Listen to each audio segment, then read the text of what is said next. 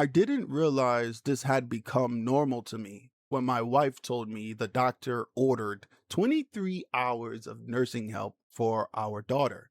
My first reaction was gratitude, because honestly, I know how blessed we are to even have that kind of help on the table. Our state has helped cover so much of my daughter's medical needs, and after learning what some families go through in other states and other countries, I do not take that lightly.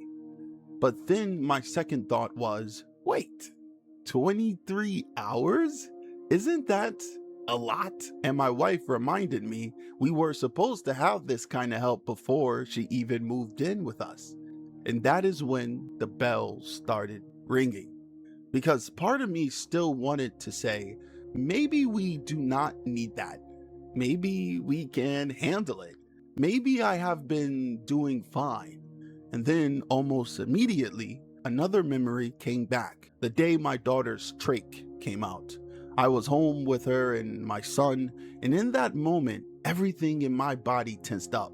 It felt like my body wanted to freeze, but I could not freeze. I had my daughter in front of me. I had my son nearby, and I had to move.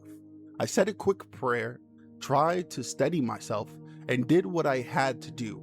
I got the trach back in, but it was heavy because I had never done a trach change by myself like that before. And even though we got through it, I can only imagine what my son felt watching me move through that kind of panic.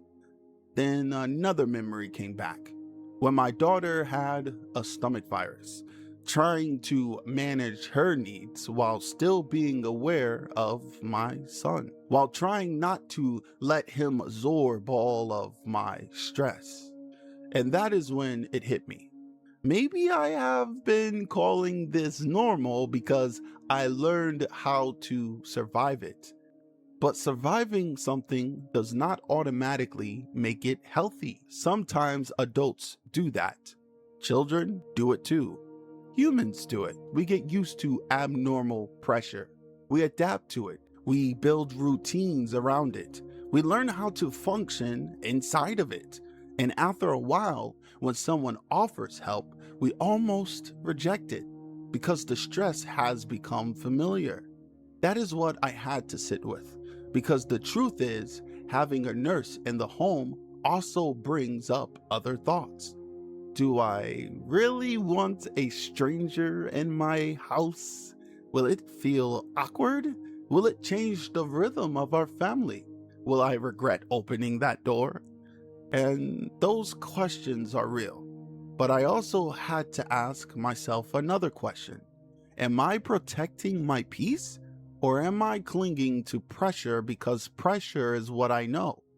Because there may be a version of our life with more support, more breathing room, more space for me to be present with my son, more space for my wife, more space for my daughter to be cared for without everything always resting on us. And if I let fear make the decision too quickly, I may never learn what that version of life could look like. I thank God for keeping my mind open enough to even notice that, because the negative thoughts still come, but I do not want to give those thoughts the final say before we even try. Sometimes change is uncomfortable. Sometimes help feels strange at first. Sometimes healthy feels unfamiliar because stress has been normal for too long. But unfamiliar does not mean wrong. And trying something does not mean you are trapped in it forever. If it does not work, we can adjust. If it's not the right fit, we can make another decision. But I do not want to reject help just because I became good at carrying too much. That is what this reminded me. Maybe the goal is not to prove I can keep doing it all. Maybe the goal is to be humble enough to receive help when God places it back on the table.